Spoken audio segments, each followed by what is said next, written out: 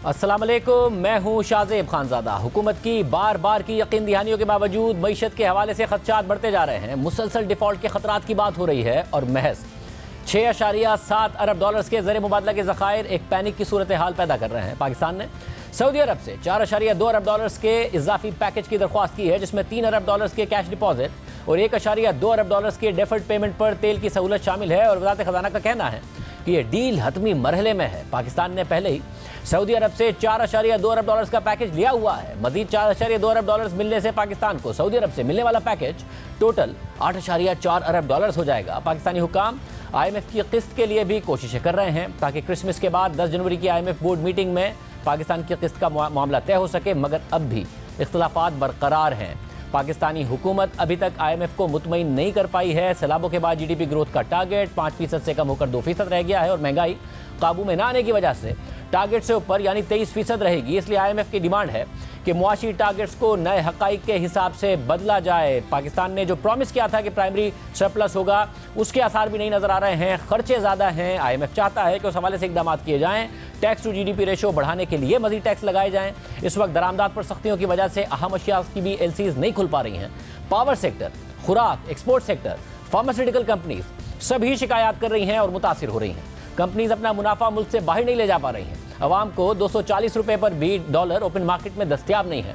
Interbank का 224 रुपये और ओपन मार्केट का 234 रुपये का रेट मसनूई साबित हो रहा है। और पाकिस्तान उन ममालिक में शामिल है जिन्होंने बैरूनी एयरलाइंस के पैसे भी बाहर जाने से रोके हुए हैं और ये रकम 22.5 करोड़ डॉलर्स बनती है। IMF की जानिब से किस्त के अभी तक आसार नज़र नहीं आ रहे हैं और माहिरीन मईशत के मुताबिक मुल्क की मईशत को इस खतरनाक सूरत हाल से निकालने के लिए IMF की किस्त इंतहाई ज़रूरी है, क्योंकि इन ज़खायर के साथ 6.7 अरब डॉलर्स के साथ जो बैरूनी कर्ज की अदायगियाँ हैं वही अगले चंद माह में 8.4 अरब डॉलर्स हैं।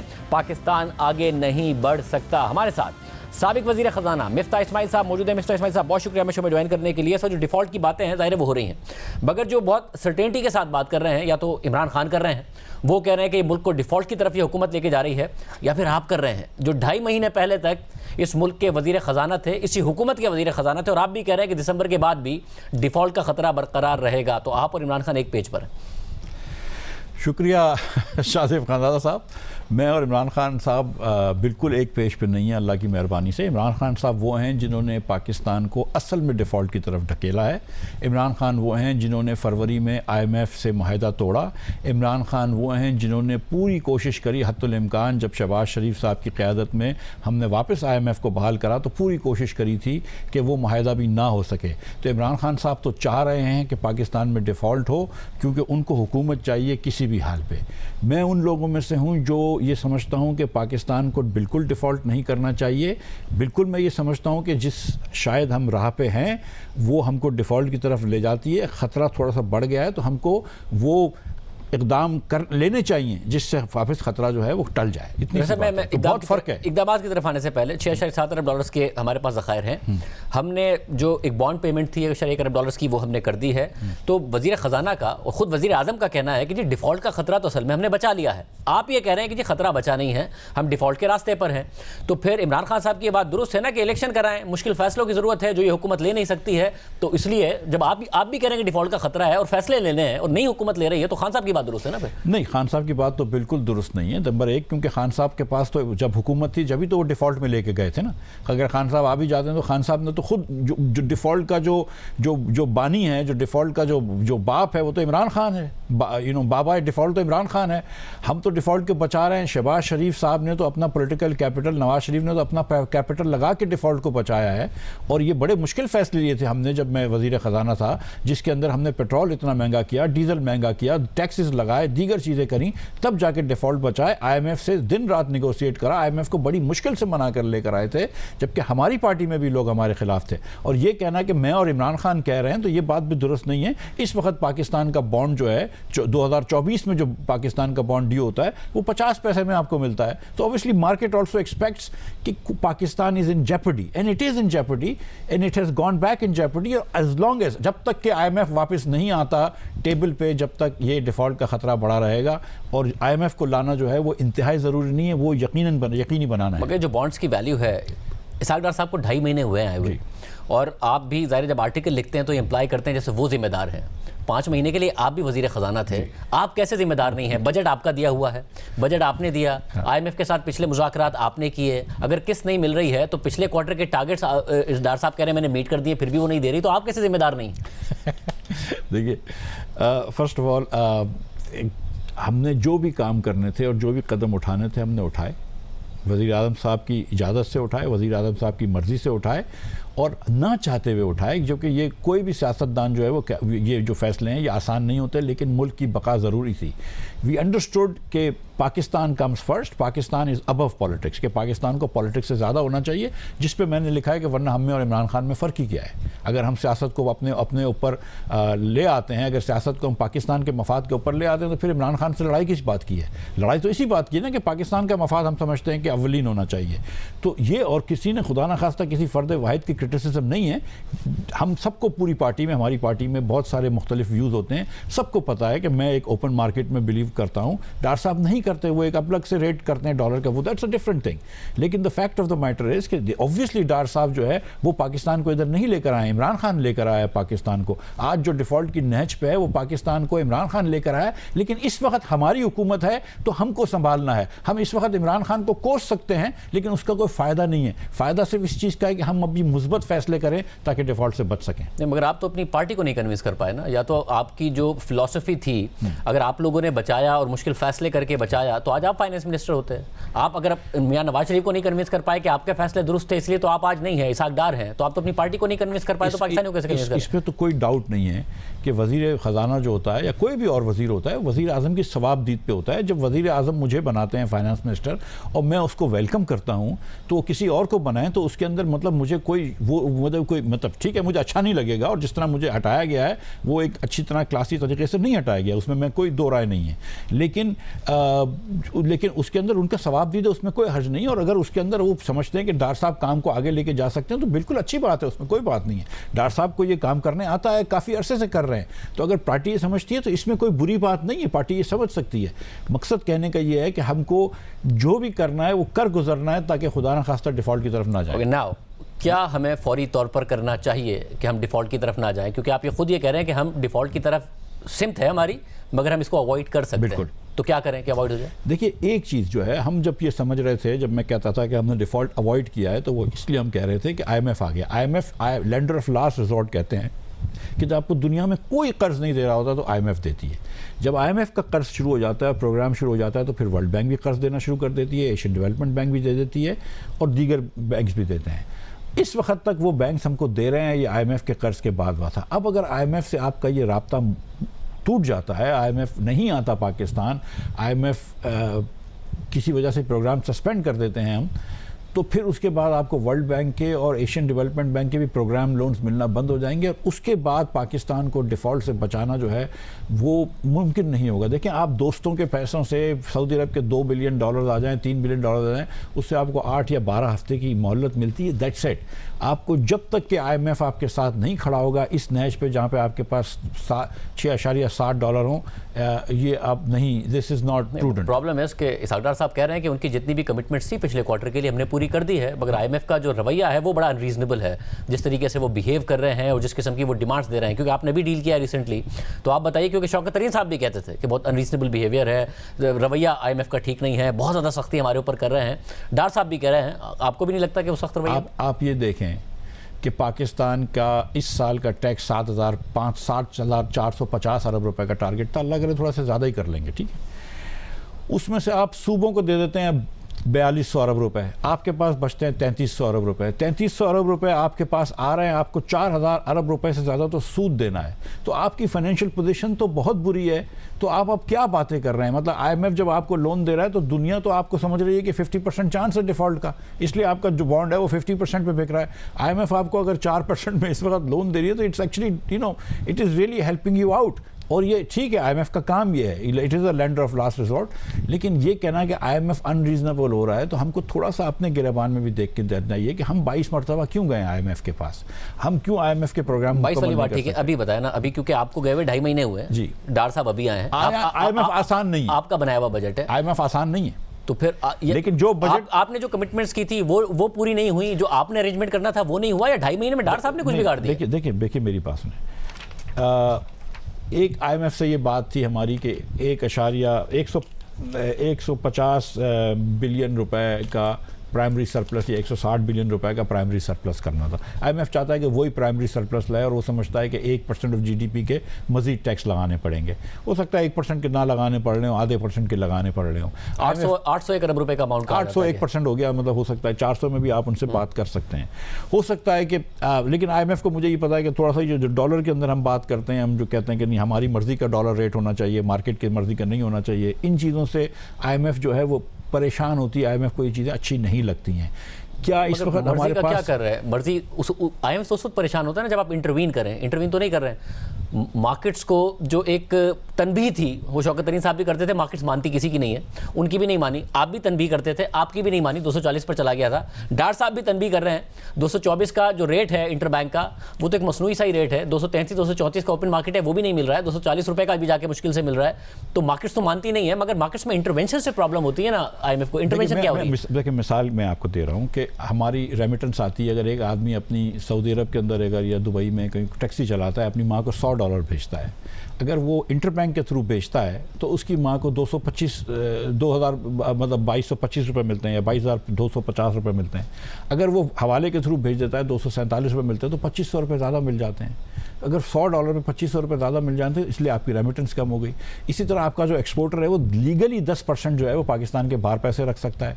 उसको भी ये बात समझ में आएगी कि यार 10% या 5% पाकिस्तान के बाहर पैसे रख लो, अगर हवाला मंडी से लेना चाहेगा तो वो भी ला सकता है। ये चीज़ भी हो सकती है। आपने देखा है कि ये भी प्रेशर आ रहा है। दूसरी बात ये है कि यहाँ पे जिसकी आप LC खोल रहे हैं, क्योंकि आपने बैंकों को एक नंबर दे दिया कि भाई ये एब्सोल्यूट अमाउंट है, इसके ऊपर नहीं जाना, ठीक है। तो आपने वो देखते हुए नंबर दे दिया ताकि आपको पता है कि आप इसको बैलेंस करना चाहते हैं, तो आपने उसको बैंकों को दे दिया कि इससे नहीं जाना ऊपर। तो वो बढ़ तो नहीं रहा, ठीक है वो, लेकिन आप क्या कर रहे हैं कि एक्चुअल जो डॉलर की वैल्यू है वो ज़्यादा है। अगर आप कम वैल्यू में दे रहे हैं तो आप चीज़ें सब्सिडाइज कर रहे हैं इंपोर्टेड चीज़ों को। ये इस वक्त पिछले साल जब आपका इंपोर्ट 80 बिलियन का था, और ये मैं कहते कहते थक गया हूँ कि पिछले साल आपका इंपोर्ट अगर 80 बिलियन का था और आपका एक्सपोर्ट 30 बिलियन का था, तो भाई रुपए को मजबूत करना जो है ये मकसूद नहीं होना चाहिए। हमारी कोशिश ये होनी चाहिए कि एक्सपोर्ट बढ़ाएं। और मुझे नहीं पता कि दुनिया के सारे इकोनॉमिस्ट गलत कैसे हो सकते हैं। मुझे नहीं पता कि मुल्क जैसे चाइना जैसा मुल्क था जिससे अमेरिका डरता था कि तुम अपनी करेंसी को अप्रिशिएट करो, वो नहीं करते थे एक्सपोर्ट करने के लिए। जापान नहीं करता था, कोरिया नहीं करता था। हम ये क्यों उल्टी रविश पे चले गए? ये इतनी सी बात है। बट एक मसला है ना कि पिछले साल के मुकाबले में एक्सपोर्ट्स कम हो रही हैं, हालांकि करेंसी तो तकरीबन 30% ज़्यादा डिप्रिशिएटेड है। तो करेंसी डिप्रिशिएट होकर हमने कौन सी एक्सपोर्ट्स बढ़ा ली है? जी, अब एक साल के अंदर तो आप देखें, इस तरह तो नहीं देखेंगे। मिसाल के तौर पर आपने ये भी देखेंगे कि आपकी प्राइसेस क्या थी। आपके पास प्राइसेस थी, कॉटन की क्या प्राइस थी? कॉटन की प्राइस आज आधी से भी कम हो गई है। तो दुनिया में अगर जब रुई की प्राइस कम हो गई तो कपड़े की कमीज़ों की प्राइस कम हो गई, जो हम बेचते हैं जीन्स वगैरह, उसकी प्राइस कम हो गई। इसके अलावा वेस्ट में रिसेशन है, तो उसकी वजह से ये मतलब देखें, इस तरह देखें कि PTI जब थी तो उसके 3-4 सालों में export as a % of GDP जो था वो सिर्फ 8.5 से बढ़ के 8.8% पे गया था। जो ज़्यादा इंक्रीज आई थी वो तो आई थी इन प्राइसेस। अब आपकी इस वक्त प्राइसेस कम है तो थोड़ी एक्सपोर्ट कम होगी, तो ये तो हुकूमत का कसूर नहीं है अगर एक्सपोर्ट इस वक्त इसलिए कम हो रही है कि प्राइसेस कम हो गई हैं।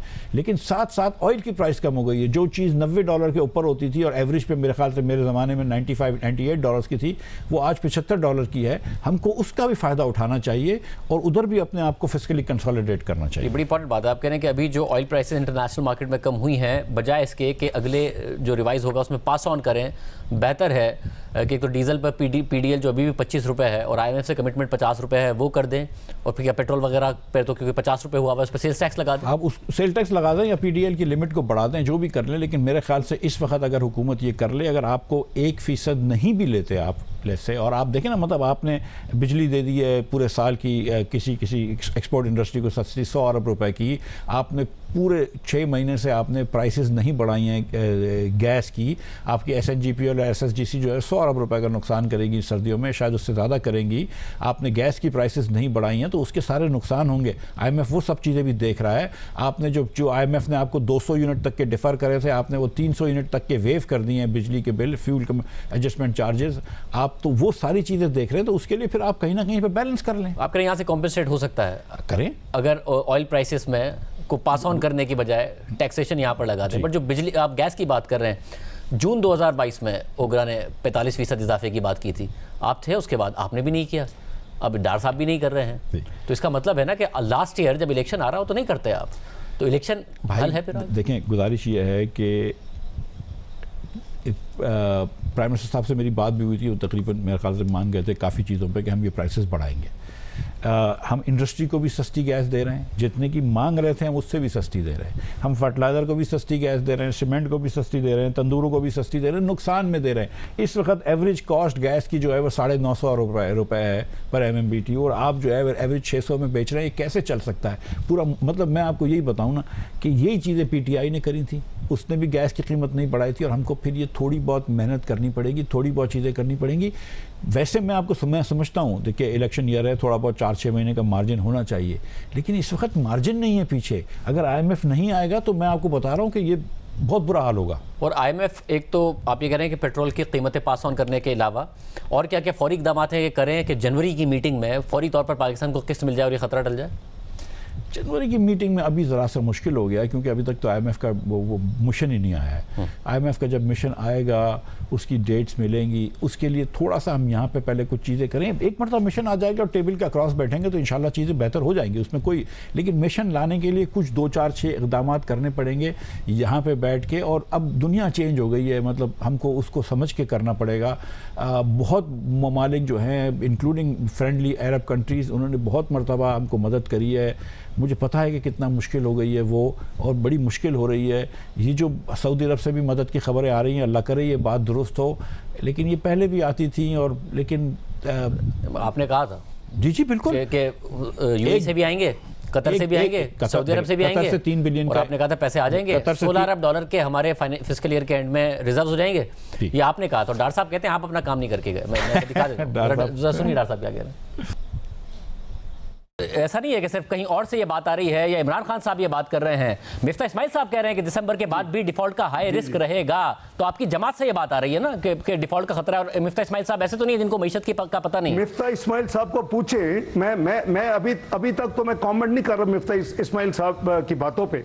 और मुझे कल कराची में भी, चेंबर में भी, फेडरेशन में मैं विजिट किया, उन्होंने पूछा, मुझे बिजनेस कम्युनिटी ने भी पूछा। अब आप पूछ लें कि जी आप 6 महीने जो थे, आपने इस फिस्कल ईयर के जो 22 मिलियन प्लस 10 या 11 जो भी करंट को 31 बिलियन में कितना अरेंज करके गए आप? बातें करनी आसान होती हैं, जाने के बाद बात होती है। मैं बात नहीं करना चाहता, वो is part of her party and I don't want to discuss him in public. लेकिन उनको कभी पूछे जी आप जब 6 महीने फाइनेंस मिनिस्टर थे, क्या आपको 32 बिलियन के अरेंजमेंट करके नहीं जाना चाहिए था? कितना किया था आपने जाने से पहले? तो मैं इससे आगे नहीं कुछ कह सकता। फॉर मी जी, हम तो पूरा अरेंजमेंट करके गए थे। 3 बिलियन का वादा किया था कतर ने, ये मुझसे वादा नहीं किया था, ये IMF को बताया गया था, तभी IMF ने अप्रूव किया था। 2 बिलियन का वादा किया था UAE ने, मुझसे वादा नहीं किया था, ये IMF के बोर्ड को बताया था। और 1 बिलियन का वादा किया था सऊदी अरब ने इन्वेस्टमेंट का, और ये मुझसे वादा नहीं किया था, ये भी IMF के बोर्ड को बताया था। IMF के बोर्ड से, IMF के डायरेक्टर से सऊदी अरब के वजीर तो अक्सर पाकिस्तान के बिहाफ पे बात करते थे। तो ये 6 बिलियन थे। उसके अलावा IMF ने वर्ल्ड बैंक से, आखिरी दिन तक वर्ल्ड बैंक से हमारी नेगोशिएशन चल रही थी कितने पैसे होंगे। इसमें हमारे साबिक चीफ सेक्रेटरी जो पहले IMF वर्ल्ड बैंक में डायरेक्टर थे, नासिर खोसा साहब, उनका भी किरदार था, उन्होंने भी मेरी मदद करी। मैंने भी और लोगों से बात करी। उससे वर्ल्ड बैंक से हमने 1.7 बिलियन के शायद कमिटमेंट लिए थे। एशियन डेवलपमेंट बैंक की 2.5 बिलियन की कमिटमेंट थी। AAIB, एशियन इंफ्रास्ट्रक्चर बैंक, उसके बाद हुई थी। तो हमने तो ये पूरा पैकेज अरेंज किया था, तभी IMF ने पैसे दिए हैं। अब अगर IMF लेकिन ये सब चीज़ें मशरूत होती हैं IMF के आने पे। अब अगर IMF नहीं आएगा तो वर्ल्ड बैंक के पैसे नहीं आएंगे, IMF नहीं आएगा तो एशियन डेवलपमेंट के पैसे नहीं होंगे। तो ये चीज़ें तो ज़रूरी हैं कि आप IMF को लेकर आए। IMF को लेकर आ जाएंगे तो बाकी सारे पैसे आ जाएंगे। और अब ज़ाहिर कोर इन्फ्लेशन कोई 16% पर पहुंच गई है, जो पूरे साल का टारगेट है वो 23% है। एक डिमांड ये भी हो सकती है कि जी आप पॉजिटिव इंटरेस्ट रेट्स रखें। अब मार्केट में कॉल आ रही है कि 16% का हो गया इंटरेस्ट रेट, 20% पर जा सकता है, एक और 400 बेसिस पॉइंट है। आप कल वो भी करना पड़ेगा। देखिए, इस वक्त ये आई थिंक कि कबल वक्त होगा ये बात करना। आई थिंक कि हमको ये भी समझना, आई अंडरस्टैंड कि कोर इन्फ्लेशन ज़्यादा हो गया है, उसके अंदर इन्फ्लेशनरी एक्सपेक्टेशंस भी होती हैं, उसमें डिवैल्यूएशन का भी इफेक्ट होता है, उसमें और चीज़ों का भी इफेक्ट होता है। स्टेट बैंक जो है एक प्रूडेंट पॉलिसी लेकर चल रहा है। मैं समझता हूँ कि स्टेट बैंक को ये चीज़ अपने इंडिपेंडेंट हिसाब से कर देनी चाहिए और इस पे ज़्यादा हमको क्या साराई नहीं करनी चाहिए। अब आप ये कह रहे हैं कि जी जो आपकी पार्टी कहती है हमने अपना पूरा पॉलिटिकल कैपिटल बर्न किया है, तो अब इलेक्शन के लिए मामलात को ख़राब ना करें और मुश्किल फैसले करने हैं तो करें, वरना फिर इलेक्शन में जाएं, वरना मुश्किल फैसले करें जो करने और IMF का प्रोग्राम बहाल कराएं, वरना मुल्क डिफॉल्ट कर जाएगा। आप यही कह रहे हैं ना? मैं ये समझता हूँ कि जो मुश्किल फ़ैसले हमने ज़्यादातर करने थे वो कर लिए हैं, थोड़ी सी चीज़ें रह गई हैं, और अब जब यहाँ पर हम एक मरतबा मतलब हम जब कर चुके हैं IMF से, देखें एक किसी चीज़ को, खड़ी हुई चीज़ को चलाना मुश्किल होता है, लेकिन एक चलती गाड़ी को फर्दर इसमें इतना मुश्किल नहीं होता, सिर्फ फ्रिक्शन को ओवरकम करना होता है। तो हम अब जो है IMF से ये बात कर लें, और मैं ये बिल्कुल समझता हूँ, देखिए मेरी बात सुनिए, पॉलिटिकल कैपिटल मेरा नहीं है, लेकिन मेरी अपनी नौकरी थी, उस पर मुझे कोई मसला नहीं था कि चले गई है वो। मुझे पता थी कि मैं क्या कर रहा हूँ। डार साहब तो रोज़ आके मेरे खिलाफ टीवी पे बातें करते थे और एंकरों से प्रोग्राम करवाते थे, ये सब कुछ सबको पता है, everybody in my party knows this, that's not a point. The point is कि आई अंडरस्टूड कि मतलब द जॉब किनको, मैंने तो IBA में जाके कहा था कि हमारा अल्लाह ने चाहा तो हुकूमत आखिर दिन तक रहेगी, मैं रहूँ या नहीं रहूँ, तो लोग मुझे बोलते थे क्यों बोल रहे हो, मैं कहता दिस इज़ अ फैक्ट, उससे कोई फ़र्क नहीं पड़ता।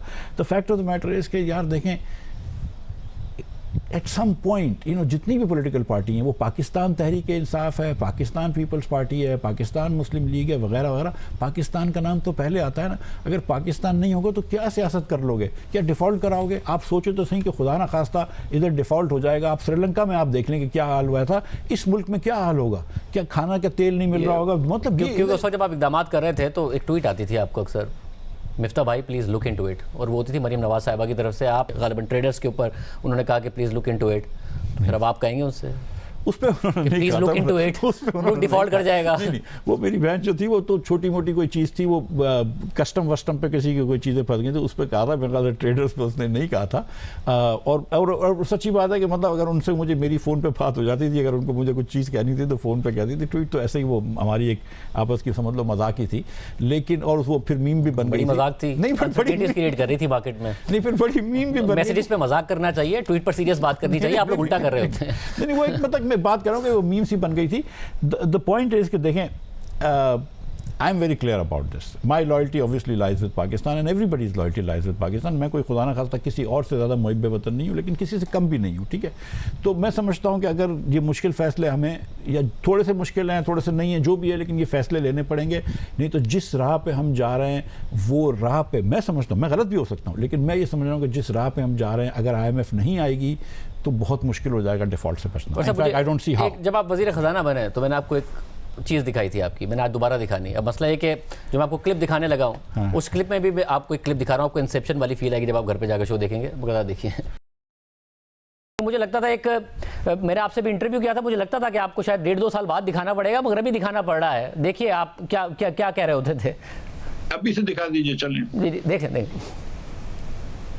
आप आ जाएं तो करेंगे क्या? IMF के प्रोग्राम में हम फंसे हुए हैं, वो नहीं मान रहे हमारी बात। हम आएंगे तो बिजली सस्ती करेंगे, इन्फ्लेशन कम करेंगे। मैं आपको सच बता रहा हूँ, ये आप देखिएगा इंशाअल्लाह ताला, हम आएंगे तो बिजली भी सस्ती करेंगे, हम बिजली के ऊपर इंडस्ट्री को लेकर आएंगे, हम सिकले कम करेंगे। आप मेरी गुजारिश, आपने मुझे गुज़िश्ता इंटरव्यू में ये बात की थी ना, IMF के आप मुझे क्या करोगे, मैं बता रहा हूँ क्या करेंगे। आप खुद कैसे कर लेंगे? IMF के दरवाजे पर खड़े हुए, IMF के कहने पे तो कीमतें बढ़ा रहे हैं, फिर भी सर्कुलर रेट पूरी तरह कंट्रोल नहीं कर पा रहे। आपको IMF कैसे करने दे देगा जब इन्हें नहीं करने दे रहा? मेरी बात सुने ना, ये आप आधी स्टोरी बता रहे हैं। दूसरी गुजारिश ये है कि इस तरह देखें ना कि इन्होंने T&D लॉसेस बढ़ा दिए, इन्होंने बिल कलेक्शन कम कर दी, इन्होंने मेरिट ऑर्डर की खिलाफ वर्जी करी, इन्होंने फर्नेस ऑयल से बिजली बनाई है, ये तो आप भी जानते हैं, इन्होंने वक्त पे LNG नहीं खरीदा। आपके जो जवाब है, आपके जवाब पे सवाल नहीं उठा रहा हूँ, बट अपने सवाल का जवाब ढूंढ रहा हूँ कि आप जैसे ही कल आ जाएंगे तो IMF यही है। सर आप मुझे 30 सेकंड दें, मैं आपको जवाब दूंगा, लेकिन आपको मेरा जवाब एक्सेप्ट करना पड़ेगा ना कि मैं बिजली कम करूंगा। IMF आप फौरी तौर पर जब IMF के पास जाएंगे, हाँ। और IMF के प्रोग्राम की बहाली के बगैर आपका एक्सटर्नल मसला है, 5% की तरक्की पर जाते हैं। आपने भी देख लिया कि आपके दौर में क्या हुआ, $19 अरब का खड़ा था, यहाँ पर हम देख रहे हैं कि 25-26 अरब पर चला जाता अगर रेमिटेंसेस की सपोर्ट ना होती तो क्या करें? खाजा साहब, मैं आपसे पहले भी गुजारिश कर चुका हूं कि ये बात आपकी दुरुस्त है कि अगर 5% ग्रोथ के बाद हम करंट अकाउंट में मसले में फंस जाते हैं, so we have to think differently. हम वही चाल चलते रहेंगे कि अमीर लोगों को अमीर करें और उसके बाद उनसे गुजारिश करें कि ये लो 200 करोड़ रुपए, अब किसी को 20,000 रुपए की नौकरी दो। ये नहीं करेंगे। इस बार शहबाज शरीफ ने कहा है कि उसका जो एम्फेसिस होगा वो अर्बन एंड रूरल पुअर पे होगा। मैंने नहीं सोचा था इतनी जल्दी आपसे सवाल कर रहा हूँ, बताएं। आपको बिल्कुल अभी अब मतलब शाहजेब खान साहब, आप फिर सोचें कि हमें आए हुए 2 हफ्ते नहीं हुए और आप मुझसे ये चीज दिखा रहे हैं और आप क्या समझ रहे थे कि हम 2 हफ्ते के अंदर ये चीजें कर लेंगे? मतलब कम से कम मुझे बजट तो लाने दें, आप देखें तो सही हम किधर लेके जाएंगे इस मुल्क के डायरेक्शन को। आप यही हुकूमत चलाएंगे तो गर्मियां मुश्किल से निकालेंगे, IMF को मुश्किल से मनाएंगे, सर्दियां आ जाएंगी, कोई LNG का टर्मिनल नहीं लगा, पाइपलाइन पर काम भी नहीं शुरू हुआ, टर्मिनल पे भी काम नहीं शुरू हुआ, जो सर्दियों में फिर गैस का क्राइसिस आ रहा है उस पर आप जिम्मेदार होंगे। भाई इन्होंने, और ये मैं आपके शो में मुतदरीज बात कह चुका हूँ और दीगर शो में कह चुका हूँ कि इन्होंने, इनसे नहीं लगनी थी पाइपलाइन, इनकी नीयत ही नहीं थी, ना अहलियत थी। सच्ची बात है कि ना अहलियत थी, ना नीयत साफ थी, ना इनसे टर्मिनल लगना था। इसको शहबाज शरीफ के आने से एक उनका रेपुटेशन दुनिया भर में है। हम समझते हैं कि हम सरमायाकारी भी लेकर आएंगे, मतलब हम, हमारे जो वुज़रा है ये बैठ के बात करेंगे इंशाअल्लाह काबीना के अंदर, हम सरमायाकारी लेकर आएंगे। टर्मिनल की भी ज़रूरत है, पाकिस्तान में टर्मिनल भी बनाएंगे। 8 महीने हो गए जी, आपने बड़ी सिमत नजर आएगी, बड़ी डायरेक्शन नजर आएगी, बड़ी टीम है, शहबाज शरीफ की बड़ी रेपुटेशन है, यहाँ खड़े हैं हम। अब मैं आपसे गुजारिश करता हूँ शाहजेब खान साहब, ये जब आपने जब मेरा दिखाया था आपने पहला ओरिजिनल क्लिप के अंदर जो क्लिप था, उस दिन आप देख लीजिएगा कि LNG की क्या सिचुएशन थी। आज LNG जो है वो $35 से $40 का मिल रहा है। कल बरतानिया के अंदर $2 पाउंड पर यूनिट की बिजली जो है वो ऑक्शन हुई है। आप ये तो कॉन्टेक्स्ट तो देंगे ना कि आप LNG जो है पिछली हुकूमत ने, PTI की हुकूमत ने $3 की जब मिल रही थी तो लॉन्ग टर्म माहिदे नहीं करे, $4 में लॉन्ग टर्म माहिदे नहीं करे। आज हम $40 की अगर LNG लेते हैं, 3.2 मिलियन टन का वो होता है, जो BTU का वो होता है। हम 120 मिलियन का अगर हम वो लेंगे, कार्गो लेंगे, तो पाकिस्तान अफोर्ड नहीं कर सकता वो। मतलब ये बिजली जो हो जाएगी 80-80, 100-100 रुपए की हो जाएगी। तो हम क्या करें? मई के महीने में जब हमने ये बनाई है फर्नेस ऑयल से बिजली, जब यहाँ पे 6-6 घंटे चल रहे थे, लोड शेडिंग हो रही थी, और हमको आए हुए 15 दिन हुए थे, वो बिजली जो थी वो 60 रुपये यूनिट पड़ रही थी, जो जाम शहरों में पड़ रही थी। हम क्या करें? हम 30 रुपये की बिजली जब बेच रहे थे तो लोग बोल रहे हैं बड़ी महंगी बेच रहे हो, और सही कह रहे हैं क्योंकि लोग नहीं अफोर्ड कर सकते। लेकिन अगर आज आप फर्नेस ऑयल लेकर आ रहे हैं, आज आप करंट रेट पे वो लेकर आ रहे हैं LNG, तो आप इतनी महंगी LNG लेकर, तो आपको इस कॉन्टेक्स्ट को तो देखना पड़ेगा ना कि उस दिन आप, जिस दिन मैंने ये बात करी थी, उस दिन LNG कितनी थी और आज LNG कितने की है। नहीं, मगर इस पर मसला ये है कि गैस का क्राइसिस तो है। अब आप कहते थे, मैं आपको बार बार बता रहा था कि IMF का प्रोग्राम है, आप बिजली सस्ती नहीं कर पाएंगे। आप कहते थे हम सस्ती करके दिखाएंगे, हम डिमांड बढ़ा देंगे। मगर IMF के प्रोग्राम में प्रॉब्लम नहीं। IMF के प्रोग्राम में IMF तो आपको ये नहीं बोलता कि महंगी आप बिजली बेचें। IMF ये बोलता है कि जितने की कॉस्ट पड़ रही है कॉस्ट रिकवर कर लें। आप मजीद जो है पिछले साल 1072 अरब रुपया, इमरान खान की साल के आखिरी साल में 1072 अरब रुपया पेट्रोलियम मिनिस्ट्री ने को दिया है, फाइनेंस मिनिस्ट्री ने। वो पैसे कहाँ से लाएं? अब जब तक टर्मिनल की बात कर रहे हैं, शहबाज शरीफ का रेपुटेशन है और शहबाज शरीफ गए अमीर ऑफ कतर के पास, उसके पास बैठे, उनके वजीर के पास बैठे, बोला टर्मिनल लगाओ पाकिस्तान में। उसने कहा कि देखो हमारे पास 2 साल पहले FSRU था, हम FSRU ला के पाकिस्तान में ला सकते थे, आज FSRU भी नहीं है और आज हमारे पास गैस भी नहीं है। जितनी हमने गैस बना रहे हैं हमने सब बेच दी है। तो शहबाज शरीफ, अब ये शहबाज शरीफ सर पे बंदूक तो नहीं रख सकता था उसके, जब जर्मनी को गैस नहीं मिल रही, चाइना गैस लेके चला गया, यूरोप को मिल नहीं रही, तो शहबाज शरीफ ने तो जाके उधर से गैस लेकर आए। शहबाज शरीफ ने जाके बात करी उनसे कि आप हमको गैस दें, आप टर्मिनल लगाएं। शहबाज शरीफ लेके गए थे अपनी टीम, और ये सीरियस इंटरेस्टेड है, वो सीरियस हैं, उनकी नीयत सही है कि आप लगाएं। लेकिन हम क्या कर सकते हैं जब आप हमको इस हालत में देके गए मुल्क, और जब ये आप हमको फरवरी के अंदर, मैं आपको सच बताऊं, फरवरी के अंदर वाज द क्रूशल थिंग, जिस दिन आपने IMF से एग्रीमेंट तोड़ा है और जिस दिन आपने रेट्रोस्पेक्टिवली दुनिया भर के उसको छोड़ के पेट्रोल सस्ता करा है, आपने पाकिस्तान को एक डिफरेंट रिस्क पे डाल दिया, डिफरेंट ट्रेजेक्टरी पे डाल दिया है।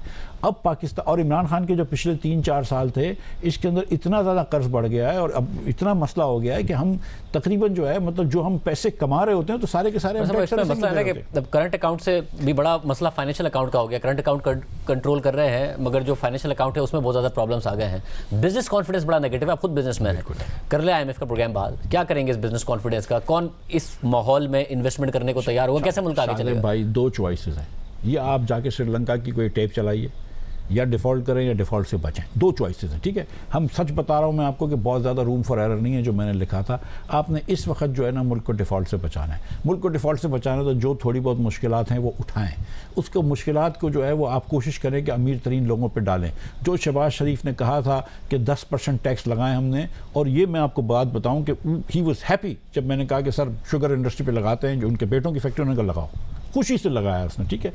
तो मतलब अब आप अमीर लोगों से, अगर आप पाकिस्तान में 22 लाख दुकानदार हैं, सिर्फ 30,000 दुकानदार इनकम टैक्स देते हैं, क्या ये ज्यादती नहीं है? क्या इस वक्त जब मुल्क जब इधर खड़ा हुआ इस नैच पे, तो क्या थोड़ा सा हमको 2-2 हज़ार 3-3 हज़ार एवरेज पे दुकानदारों से नहीं लेने चाहिए? मतलब सीरियसली, मतलब is this something that we should not be doing? And then मतलब और किस मुंह से आप IMF को बोल रहे हैं कि हमको कंसेशन दो, जब आप 22 लाख दुकानदारों में से 30,000 दुकान से टैक्स लेते हैं? किस मुंह से आप जाके उनसे ये बात कर रहे हैं? बहुत शुक्रिया। साबिक वज़ीर ख़ज़ाना मिफ्ता इस्माइल साहब हमारे साथ मौजूद थे। उनका कहना है कि इस वक्त जो पहली तरजीह है वो IMF प्रोग्राम की बहाली है, वरना डिफ़ॉल्ट का ख़तरा मौजूद है। वो बार बार कह रहे हैं कि कुछ भी हो, IMF प्रोग्राम और इसकी जो किस्त है वो फौरी तौर पर मिलनी चाहिए, यही हुकूमत की सबसे बड़ी तरजीह होनी चाहिए। हुकूमत जो भी कहे वो कह रहे हैं कि उस दूसरी सूरत में डिफ़ॉल्ट का ख़तरा मुल्क के ऊपर मंडला रहा है। प्रोग्राम में भी शामिल करते हैं।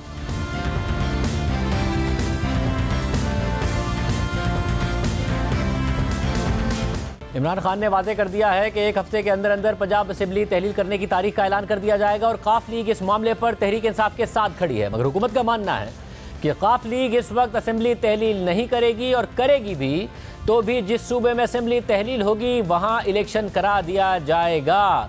मामला जो भी है, अगले 7 दिन पाकिस्तान की सियासी सूरत हाल के हवाले से अहम साबित होंगे। हमारे साथ सीनियर साहब तो ज़ैकार सुहेल बड़ाई साहब मौजूद हैं। बड़ाई साहब बहुत शुक्रिया। बड़ाई साहब, ज़ाहिर इमरान खान साहब ने फौरी ऐलान करके तहलील नहीं की, टाइम बढ़ाते रहे, अब आपको लग रहा है कि वाकई हतमी तौर पर यह होने जा रहा है और परवेज़ इलाही भी वही करेंगे जो इमरान खान कहेंगे? देखिए, ये एक ख़तरनाक गेम है।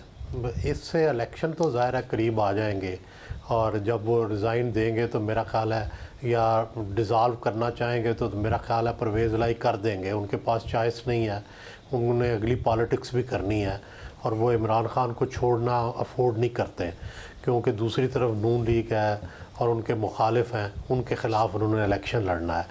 लेकिन देखना यह है कि तहरीक इंसाफ ये जो कर रही है, तो इसको अंदाज़ा नहीं है कि अभी 2 सूबों में इसकी अपनी हुकूमतें हैं और ये फेवरेबल हुकूमतें हैं।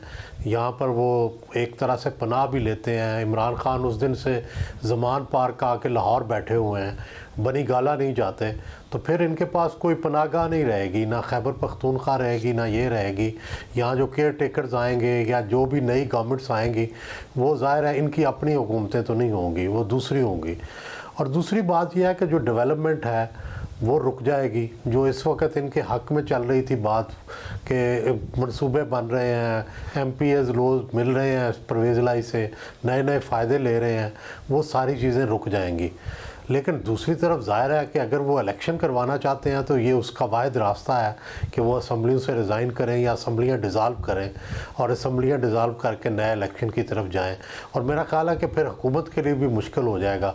अगर इन्होंने असम्बलियाँ डिज़ाल्व कर दी तो हुकूमत के लिए मुश्किल हो जाएगा इसको इलेक्शन को टालना और आगे लेके जाना। मगर बड़ाई साहब, जब शुरू में इमरान खान साहब ने ऐलान किया तो हुकूमत में एक पैनिक नज़र आती थी, जिसकी वजह से तहरीक इंसाफ उन पर इल्ज़ाम लगा रही थी कि इलेक्शन से डरते हैं। फिर अचानक हुकूमत की जो बयानात हैं वो तब्दील हुए, उन्होंने कहा जी आप करें तहलील और हम इलेक्शन लड़ने को तैयार हैं। फिर तहरीक इंसाफ ने नहीं तहलील की अब तक। ये क्या हुआ? हुकूमत को कोई गारंटी मिली या हुकूमत को ये यकीन हो गया कि असेंबलियाँ तहलील नहीं होंगी? ये अचानक क्या तब्दीली आई? मुझे यूँ लगता है कि जो पाकिस्तान के अदारे हैं वो उनकी राय जो है PDM के साथ मिलती जुलती है। शायद वो इमरान खान का ये जो मुतालबा है इससे वो मुत्फिक नहीं है, और ना इस मुतालबे को वो चाहते हैं कि इस पर अमल किया जाए। इसलिए शायद PDM का हौसला बढ़ा है और PDM पहले से ज़्यादा ताकत से कहने लग पड़ी है। और राना सनाउल्लाह के जिस तरह बयान आए हैं, इससे तो ऐसा लगता है बाकायदा वो चैलेंज थ्रो कर रहे हैं। और इमरान खान और PTI जो है वो डिफेंस पे आई लगती है इस मामले में, जितना पहले वो एग्रेसिव थे उतने नहीं लगते। तो बड़ाई साहब, आप तो ज़ाहिर इलेक्शन पॉलिटिक्स को बड़ा अच्छी तरह जानते हैं, कॉन्स्टिट्यूंसी पॉलिटिक्स को बहुत करीब से देखते हैं। आपको लगता है कि जो नून लीग चैलेंज दे रही है, PDM चैलेंज दे रही है, उनका उसको नुकसान ही नहीं होगा? खान साहब की पॉपुलैरिटी आप कैसे देख रहे हैं मुख्तलिफ कॉन्स्टिट्यूंसीज में अगर दोबारा पंजाब में इलेक्शन हो जाता है? देखिए, अगर तो सिर्फ इलेक्शन का देखना है या लोगों के वोटों का देखना है, वो तो इस वक्त इमरान खान पॉपुलर हैं। लेकिन ये भी मद्देनज़र रखें कि इस दौरान नवाज़ शरीफ भी वापस आएंगे, वो भी अपना बयानिया बनाएंगे। और दूसरी तरफ पाकिस्तान में कोई भी इलेक्शन ऐसा नहीं होता कि जिसमें इस्टेब्लिशमेंट का टिल्ट नज़र नहीं आता। तो इस्टेब्लिशमेंट का टिल्ट क्या होगा, ये भी बड़ा मैटर करेगा। तो इस्टेब्लिशमेंट का टिल्ट, नवाज़ शरीफ का बयानिया, ये 2 रुकावटें होंगी इमरान खान की बहुत ज़्यादा मेजॉरिटी लेने में। लेकिन बहरहाल फ़िलहाल अगर देखा जाए तो पॉपुलर वोट तो इमरान खान के साथ है, और अगर फ़ौरन इलेक्शन हुए तो इमरान खान जीत जाएंगे। लेकिन जो बाकी फैक्टर्स हैं उनको भी हमेशा मद्देनज़र रखा जाता है, और वो टिल्ट होगा और वो नवाज़ शरीफ का बयानिया होगा। नवाज़ शरीफ आज तक जब से इलेक्शन लड़ने लगे हैं कभी भी पंजाब में इलेक्शन नहीं हारे, वो हमेशा पंजाब में जीतते ही आए हैं। तो ये एक उनका भी रिकॉर्ड है, तो ये रिकॉर्ड भी तोड़ना मुश्किल होगा।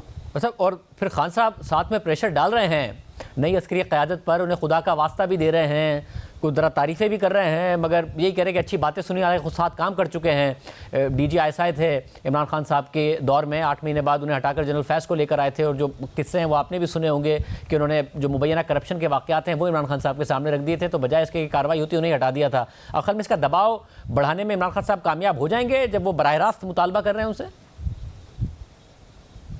देखिए, मेरा ये ख्याल है कि जो नए आर्मी चीफ़ हैं वो बड़े प्रोफेशनल हैं, बड़े गैर मुतनाज़िया हैं, और वो चाहेंगे कि अपने गैर मुतनाज़िया किरदार को निभाएं, लेकिन फ़ैसलों के बारे में हाँ ना तो ज़ाहिर है उन्हें करनी पड़ेगी। ये तो नहीं हो सकता कि वो फ़ैसलों में शरीक ना हो। तो ज़ाहिर है जब वो फ़ैसलों में शरीक होंगे, फ़र्ज़ करें अर्ली इलेक्शन का मामला है, ये जब उनके सामने आएगा तो उनको भी एक राय तो देनी पड़ेगी। और मेरा ये ख्याल है कि अभी तक ऐसा लगता है कि अदारे जो हैं वो फौरी इलेक्शन के हामी नहीं हैं, और अगर वो फौरी इलेक्शन के हामी नहीं हैं तो ये बात इमरान खान के ख़िलाफ़ जाती है, और इमरान खान साहब इस चीज़ को फील भी करेंगे और इस चीज़ को फिर एक्सप्लॉइट भी करने की कोशिश करें। और शुक्रिया बड़ा साहब की गुफ्तगू आपने सुनी।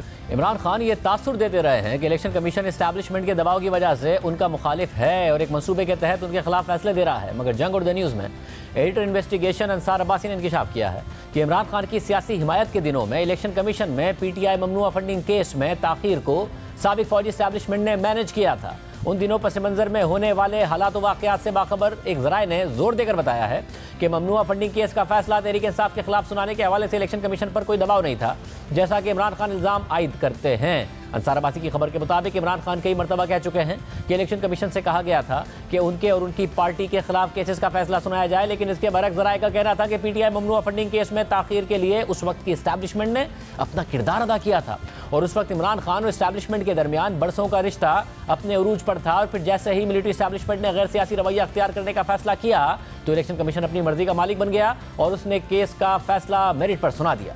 अब ये याद रहे कि तहरीक इंसाफ के खिलाफ ममनुआ फंडिंग केस 2014 से इलेक्शन कमीशन में ज़ेर समाअत था, और 8 साल की तवील समाअतों के बाद रवां साल 2 अगस्त को इलेक्शन कमीशन ने अपना फैसला सुना दिया था। और इस हवाले से ताख़ीरी हरबों की एक तवील फहरिस्त भी मौजूद है, और इसी वजह से सियासी जमातें इलेक्शन कमीशन पर दबाव भी डालती रहीं, और बार बार ये मुतालबा दोहराया जाता रहा कि इलेक्शन कमीशन जल्द अज जल्द तहरीक इंसाफ की ममनुआ फंडिंग केस का फैसला सुनाए। और फिर बिलाखिर 2014 में शुरू होने वाला ये मुकदमा 2022 में इख्तिताम को पहुंचा, और रवा साल अगस्त में इलेक्शन कमीशन ने अपना फैसला सुना दिया और तहरीक इंसाफ पर ममनुआ फंडिंग लेने के इल्जामात को दुरुस्त करार दे दिया।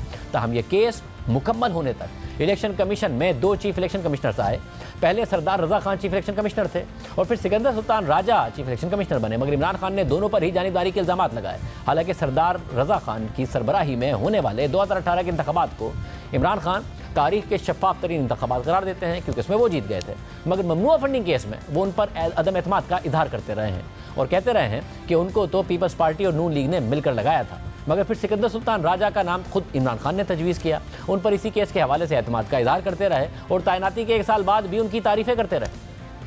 मगर भी डस्का ज़िमनी इलेक्शन में तहरीक इंसाफ की मुदाखलत का पर्दाफाश करने पर इमरान खान सिकंदर सुल्तान राजा से नाराज़ हो गए, उनकी मुखालफत शुरू कर दी, और अब तो उनकी तैनाती की जिम्मेदारी भी इस्टेब्लिशमेंट के कंधों पर डाल चुके हैं। इस केस को इतने अरसे तक फॉलो किया, लड़ा अकबर एस बाबर साहब ने, बानी रुकन PTI हैं, वो हमारे साथ मौजूद। हमने तहरीक इंसाफ के रहनुमा को दावत दी, इस खबर पर बात करने के लिए वो नहीं आए। अकबर एस बाबर साहब बहुत शुक्रिया। सब मुख्तलिफ इंटरव्यूज़ में आप ये ज़रूर कहते रहे हैं कि जी जिस तरीके से इमरान खान को सपोर्ट किया जा रहा है, जब इदारे इन मामलात से हटेंगे तब इस केस का फैसला मेरिट पर होगा। ऐसे क्या हालात व वाक़यात थे कि जिसकी वजह से क्या आपने भी नोटिस किया कि ये सपोर्ट हासिल थी या दबाव इलेक्शन कमीशन पर मौजूद था, या आप पर कोई दबाव था? बिस्मिल्लाहिर्रहमानिर्रहीम। बहुत शुक्रिया, आपने दोबारा प्रोग्राम में मदऊ किया।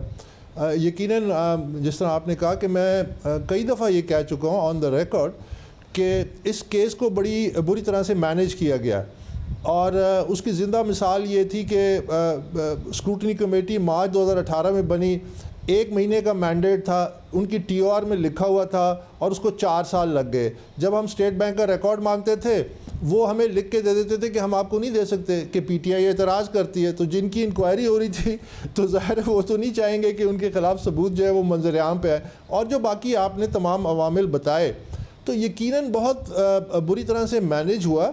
और इसको वो डिलेइंग जो फैक्टर थे, जिस तरह अभी अंसार अब्बासी साहब ने लिखा कि रिटायर्ड ऑफिसर्स जो थे उन्होंने इसको डिले करने में एक अहम किरदार अदा किया और वो तमाम तफसीलात लिखी। तो मैं ये वजाहत कर दूं कि उस वक्त वो रिटायर्ड नहीं थे, वो भी यही कह रहे हैं खबर में, अब रिटायर्ड है।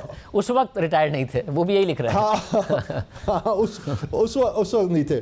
तो अब मैं तो चूंकि गवाह हूँ, मैं तो एक आईनी गवाह हूँ, मुझे तो अब चूंकि ये स्टोरी आई है तो मैं वजाहत में कुछ जाना चाहता हूँ। लेकिन मेरा पहले दिन से ये मकसद था, मैं कहता आ रहा हूँ कि मैं बहुत सारे हक़ाइक़ है वो सामने इसलिए नहीं ला रहा कि मैं इदारों को बदनाम नहीं करना चाहता, मैं इदारों की इस्लाह चाहता हूँ।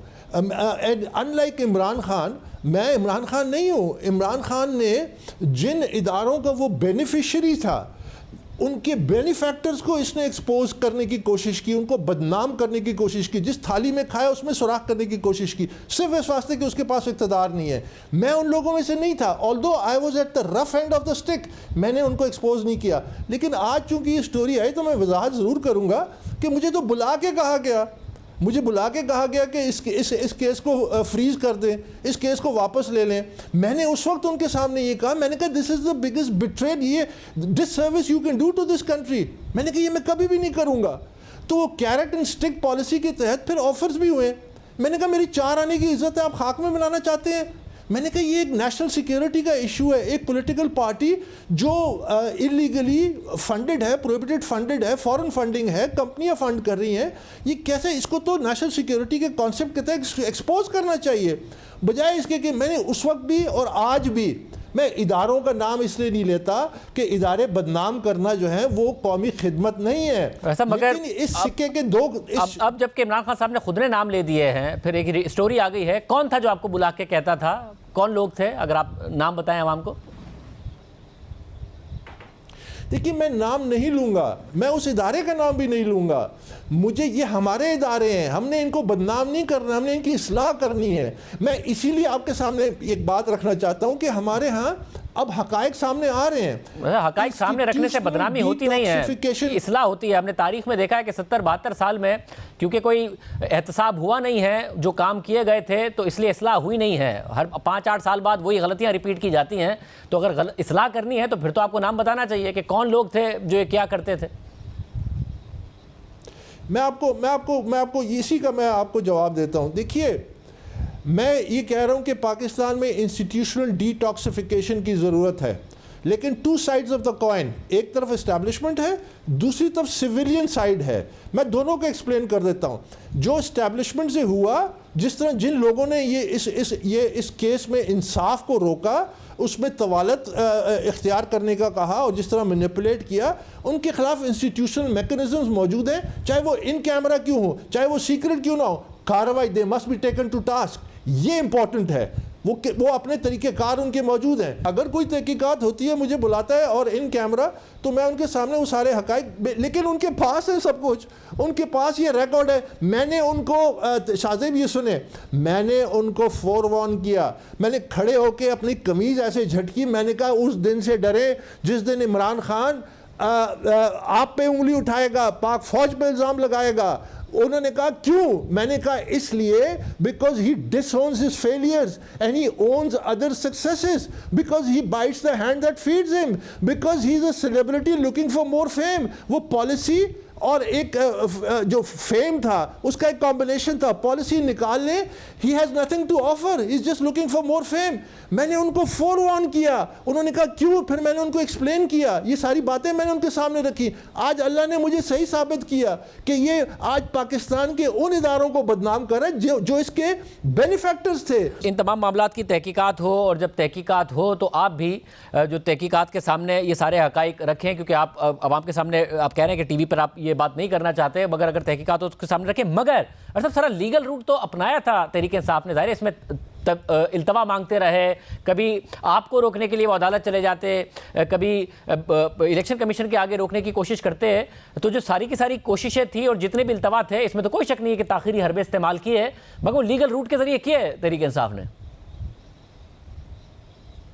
लीगल एंड इलीगल तरीके से उन्होंने कौन सा हर बात, they tried every trick in the book and beyond case को डिले करें, मैनिपुलेट करें। मैंने आपके सामने मिसाल रख दी, 1 महीने का मैंडेट था स्क्रूटनी कमेटी का, 4 साल लग गए। सिर्फ इसी की तहकीकात कर लें जो लोग उसमें थे कि भाई ये 4 साल क्यों लगे, आपका तो मैंडेट 1 महीने का था। आपके सामने स्टेट बैंक का रिकॉर्ड जुलाई 2018 में आ गया था, उसी स्टेट बैंक के रिकॉर्ड में आपने रिपोर्ट बनाई जो जारी हुई जनवरी 2022 में, तो आप तो 1 महीने में वो रिपोर्ट बना सकते थे। तो क्या वजूहात थी, सबको पता है। तो वो जो डिलेइंग टैक्टिक्स थे। अच्छा, इसमें एक और अहम बात है, देखिए मैं समझता हूं कि इलेक्शन कमीशन को इस वक्त सपोर्ट करने की ज़रूरत है। इदारों को चाहिए उसको मजबूत करें, उनकी राह में रुकावटें ना खड़ी करें। ये जो प्रेजेंट चीफ इलेक्शन कमिश्नर है और ये टीम है, इन्होंने बड़े बोल्ड फैसले किए हैं, इनको इनकरेज करना चाहिए। This is the only way forward. Unfortunately रुकावटें खड़ी की जा रही हैं इलेक्शन कमीशन में। मसलन इस केस में 12 कम से कम रिट पिटिशंस हुई। एक तरफ आइन कहता है इलेक्शन कमीशन का इख्तियार है कि फंडिंग के मामलात को सुने। Supreme court Hanif Abbasi case में कहता है कि इलेक्शन कमीशन के पास मुकम्मल इख्तियारात हैं कि वो ट्रायल कोर्ट के तौर पे तमाम मामलात सुने इस केस के हवाले से, मेरे केस के हवाले से। उसके बावजूद जब 12 रिट पिटिशन होती है उनको क्यों एंटरटेन किया जाता है, मुझे आप बताइए। हाँ, जब इलेक्शन कमीशन फैसला दे दे, आपके पास लीगल रेमेडी के लिए हायर कोर्ट्स में ऑप्शंस हैं, लेकिन अगर आप कहते हैं कि जी इसको सीक्रेट रखा जाए, आपने एंटरटेन किया। अकबर बाबर को ना शामिल कीजिए, आपने एंटरटेन किया। इलेक्शन कमीशन का मैंडेट नहीं है, एंटरटेन किया। और ट्रिवियस तरीन बातों पे उन्होंने रिट पिटिशंस की, उनको एंटरटेन किया, तो उसे डिले हुआ ना। ये मैं कहता हूं कि ये इदारों को ऐसे इन सबको देखना पड़ेगा, सिर्फ it's not just the establishment जिन्होंने रोल अदा किया कि। बहुत शुक्रिया अकबर इस्बाबर साहब हमारे साथ मौजूद थे, उसको सुनिए आए। हमने तहरीक इंसाफ को भी मौक़िफ़ के लिए दावत दी, वो जब आए अपना मौक़िफ़ इस हवाले से दे सकते हैं।